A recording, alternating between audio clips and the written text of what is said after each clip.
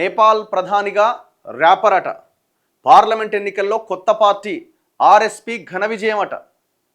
275 సీట్లలో 165 స్థానాలకు ప్రత్యక్ష ఎన్నికలు జరిగినాయి. శుక్రవారం అర్ధరాత్రి సమయానికి 100కు పైగా స్థానాల్లో ఆధిక్యంలో ఆర్ఎస్పీ. కాంగ్రెస్ కమ్యూనిస్టుల్ని తిరస్కరించిన యువత ఒంటి చేత్తో గెలిపించిన ప్రధాని అభ్యర్థి బాలెన్ షా 35 ఏళ్లకే నేపాల్ ప్రధాని స్థాయికి. భారతదేశ వ్యతిరేకిగా బాలెన్ షాకు పేరుందట. సో నేపాల్లో కొత్త పార్టీ వచ్చింది. అక్కడ తెలుసు కదా, జన్జీ చేసినటువంటి పోరాటాలు వీరోచితమైన. ఒకే ఒక్క సోషల్ మీడియాని నిషేధించాలి, ప్రజలందరూ ప్రశ్నిస్తున్నారు, యువత మొత్తం ప్రశ్నిస్తుంది అని కొన్ని నిబంధనలు, కఠినమైన చర్యలు తీసుకున్నందుకు గాను తిరగబడ్డారు. మొత్తం దేశం అట్టుడికింది. హిమాలయ దేశం నేపాల్లో ఒక కొత్త రాజకీయ పార్టీ సరికొత్త చరిత్ర సృష్టించింది. ఆ దేశ పార్లమెంటుకు జరిగిన ఎన్నికల్లో రాష్ట్రీయ స్వతంత్ర పార్టీ అట ఆర్ఎస్పీ బంపర్ మెజారిటీతో ఘన విజయం సాధించే దిశగా దూసుకెళ్తోందట.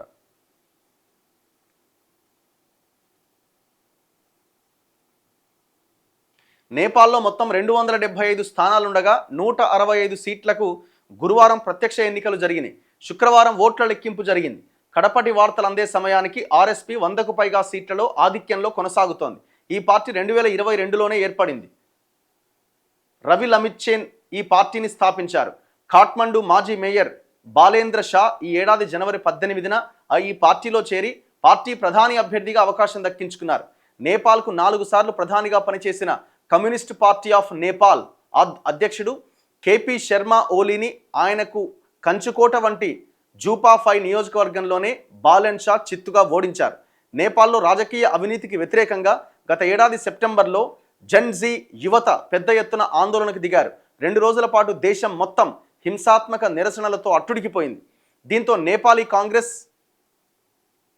అండ్ సిపిఎన్ యుఎంఎల్ సంకీర్ణ ప్రభుత్వాన్ని నడిపిస్తున్న ప్రధాని కేపీ శర్మ ఓలీ తన పదవికి రాజీనామా చేయాల్సి వచ్చింది.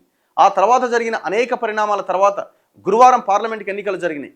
ఈ ఎన్నికల్లో సంప్రదాయ పార్టీలను నేపాలీ ప్రజలు స్పష్టంగా తిరస్కరించారు. కడపటి వార్తలు అందేసరికి ఆర్ఎస్పీ 3 సీట్లలో గెలిచి 104 చోట్ల ఆధిక్యంలో కొనసాగుతోంది. నేపాలీ కాంగ్రెస్ 2 చోట్ల గెలిచి 13 సీట్లలో ఆధిక్యంలో ఉంది. సో ఇట్లా ఆర్ఎస్పీ ప్రభంజనంతో ఇతర పార్టీలు కొట్టుకుపోయాయి.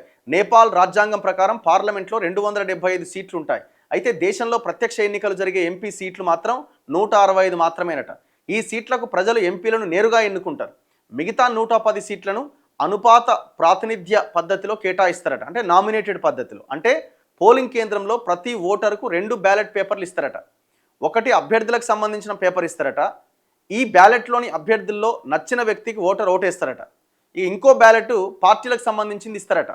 ఓహో, దీనిలో ఉండే పార్టీలలో ఓటరు ఏదో ఒక పార్టీకి ఓటేస్తారట.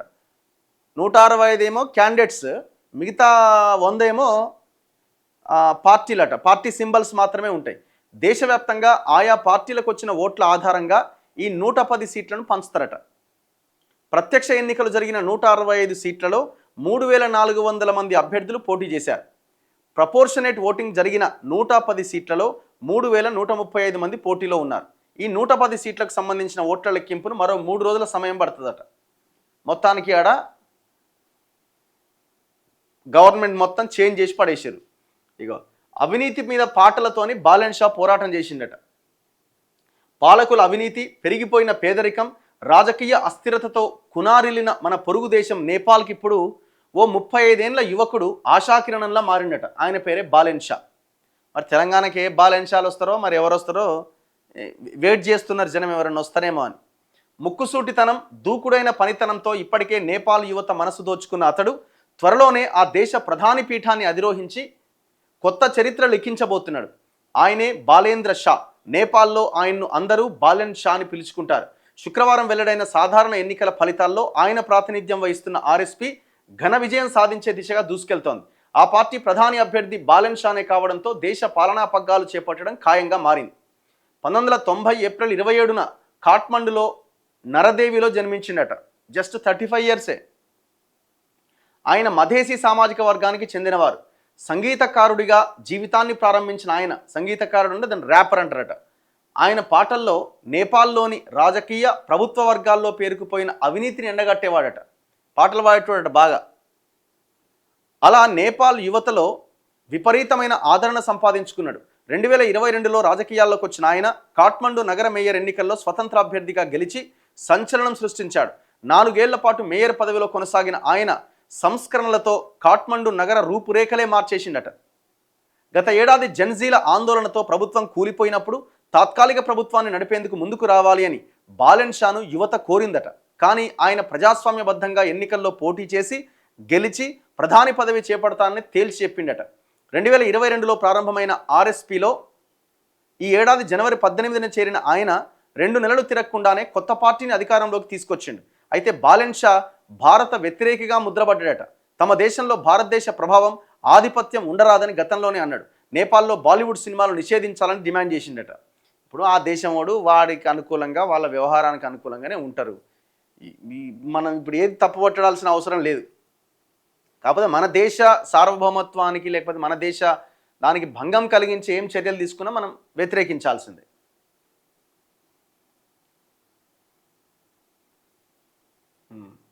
చలో నెక్స్ట్. సో అట్లాంటి ఆలోచన కూడా మన ప్రజలు చేయాలి.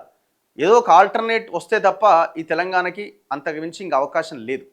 ఈ కాంగ్రెస్తోని, బీజేపీతోని, బీఆర్ఎస్తోని ఈ ప్రజలకు ఒరిగేదేమీ లేదు. ఈ 3 పార్టీలు ఒక్కటే అనే విషయాన్ని మనం చాలా చాలా స్పష్టంగా చెప్పాల్సిన అవసరం ఉంది 10 మందికి.